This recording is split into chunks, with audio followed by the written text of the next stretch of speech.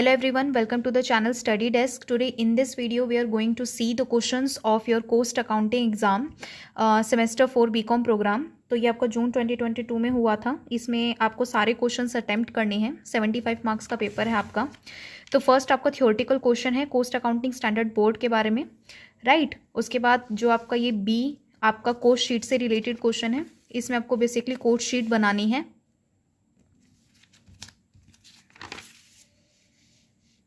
ये आपको सारी इन्फॉर्मेशन दे रखी है, राइट. और उसके बाद आपसे बोल रखा है कि कोस्ट शीट बना के दिखाइए. उसके बाद है आपका जो और में क्वेश्चन दिया हुआ है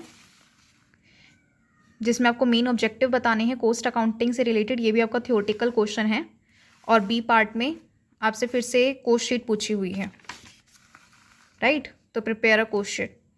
उसके बाद आपका जो क्वेश्चन नंबर 2 है उसमें आपसे लेबर टर्नओवर के बारे में पूछा हुआ है.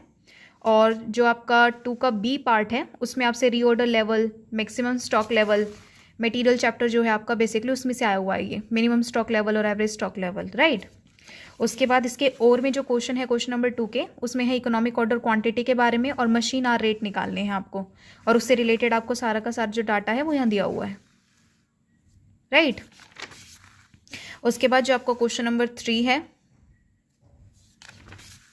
क्वेश्चन नंबर 3 में आपको बेसिकली प्रोसेस अकाउंट जो है प्रिपेयर करना है. Normal loss account, abnormal loss account और एबनॉर्मल गेन अकाउंट. ये आपका प्रोसेसिंग चैप्टर से है, राइट. और इसके जो और में क्वेश्चन है उसमें आपको वेरियस मेथड बताने हैं टाइम कीपिंग के. और बी पार्ट में economic order quantity, ordering cost या कैरिंग कॉस्ट जो है निकालनी है.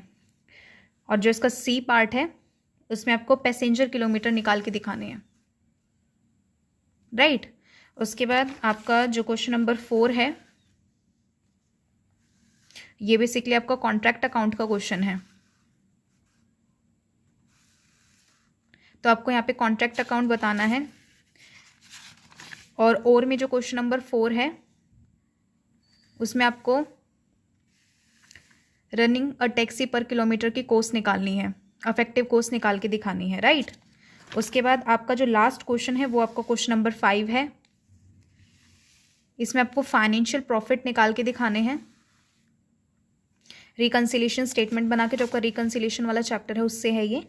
और करके आपको comprehensive machine are, normal abnormal, possible reason for difference in costing and financial profit ये बताने हैं, राइट. तो मतलब इसमें थ्योरेटिकल भी है, प्रैक्टिकल भी है. सो इट्स वेरी इंपॉर्टेंट कि आप अगर प्रैक्टिकल में इतना आपसे नहीं हो पा रहा तो आप थ्योरी पे भी ज़्यादा ध्यान दें जिससे कि आप अच्छे मार्क्स स्कोर कर सकें, राइट.